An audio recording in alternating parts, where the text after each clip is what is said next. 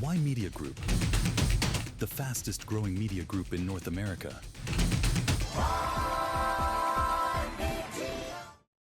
Why media economy?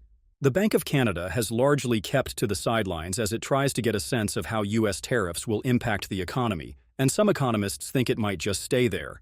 After a quarter-point cut in March, the central bank held its benchmark interest rate steady at 2.75% in April and June.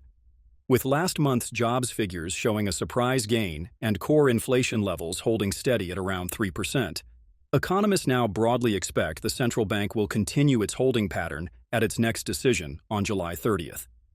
The central bank lowers its policy rate when it wants to encourage spending and boost the economy, but keeps borrowing costs elevated when there are concerns inflation could pick up steam. Most economists expect the Bank of Canada will deliver at least one or two more quarter-point cuts in the months ahead. Lower rates would help shore up the economy in the trade war, the argument goes. RBC is among a small group making the case for no more interest rate cuts from the Bank of Canada for the time being. Francis Donald, RBC's chief economist, said the central bank could opt to cut again amid pockets of weakness in the economy, a soft housing market, and a sharp slowdown in tariff-struck sectors like manufacturing, to name a few.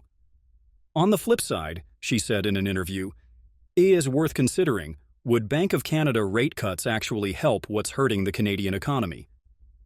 The policy rate is a broad tool that affects every Canadian and every market regardless of their need for support, Donald noted.